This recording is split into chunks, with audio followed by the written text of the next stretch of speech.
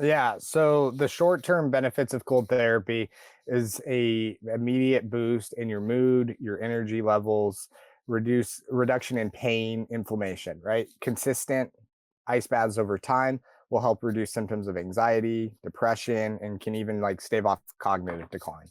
Um, I take my ice baths in the evening. I do have a sauna, so I'll usually go 10 minutes in the sauna, 3 to 4 minutes in the ice, and I'll do 3 rounds of that.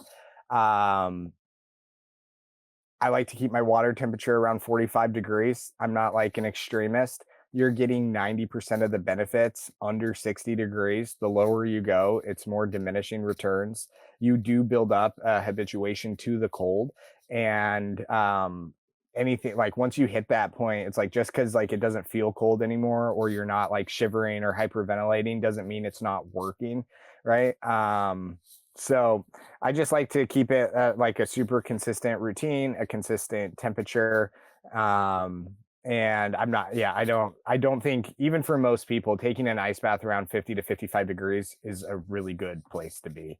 3 to 5 minutes, like you don't have to go super cold and you don't have to go in for super long. Like we're just trying to get the body temperature down, get the vasoconstriction, right? Stimulate the vagus nerve, boost the metabolism. Um, and you don't have to be super cold water to do that. Like 55 degrees does the trick. And as far as yeah, timing throughout the day, why I think it used to be. I mean, you used to always hear about like ice baths after practice, but then of course now, like at least from the people that I've heard, it's like actually doing it before a workout would make more sense. And it sounds like you kind of do it just separate from any type of training. But where would your recommendation fall as far as timing throughout the day? And then you get, of course, the guy with the shirt off on Instagram that tells you have to do it at 4:30 a.m. or you're a baby. So where do you With fall? distilled water. Yeah, exactly. Yeah.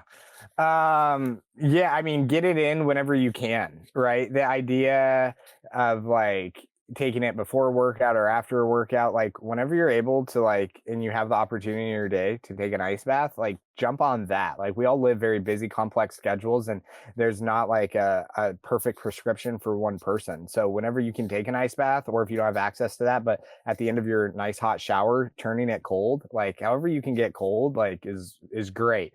There's this like silly half truth out there that taking an ice bath after a workout diminishes like muscle growth, and it's so nominal. Like it's super nominal. If you are a bodybuilder and you're training to be Mr. Olympia, like heed the warning, right? Don't take an ice bath after a lift. Like wait 4 to 6 hours.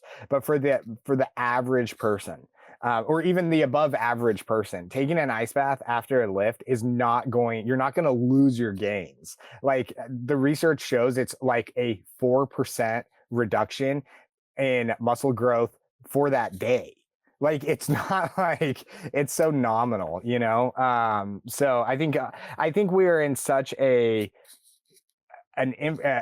age in history where there's so much information overload and wellness fatigue where it's like do this one day, don't do this, don't do that. Like it's too much, right? Like you're never going to like shoot a bullseye. Like think about like the foundations, and just like focus on what you can do. Like I have a picture of Teddy Roosevelt right here in my office, and it says you do what you can with what you have, where you at, where you're at, right? And it's like it doesn't have to be that complicated, right? Just like get cold, feel better, do what you can. Yeah, I love that because I saw that same study, and I think one of the studies was trying to claim like 60%, and it's like, yeah, if you hit like major legs, you don't need to go right into the cold tub. You wait a few hours, you know what I mean? It's like you're fine. Yeah, I think people were way overhyping that study.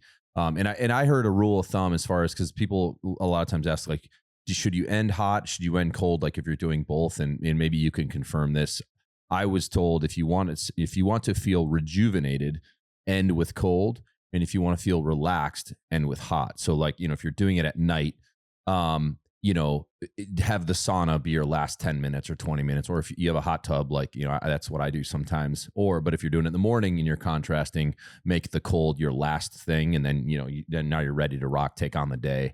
Have you heard that? Does that sound accurate? Yeah, absolutely. The other thing that's interesting is you can also Use the cold when you doing contrast therapy and you end on cold. There's studies out there that show a boost in your immune system, and when you end on hot, a boost in recovery, because you're going right, you're constricting and then deconstricting your veins and your blood flow. And so like when you get back in the sauna and your veins open back up and you get a flush of blood flow, like that's phenomenal for recovery and for relaxation. So there's benefits to both. It's just kind of like what's the motive. We have an app for the cold therapy community at large. It's not just for like Ice Barrel customers. It is called like Ice Barrel. You get it from the App Store, and we have like these really awesome guided protocols. So you put in there what you want to take your ice bath for, and it has this audio protocol. You set your phone next to you while you're taking your ice bath, and it walks you through everything from start to finish. Like it's super awesome, just so you can get dialed in if you want to.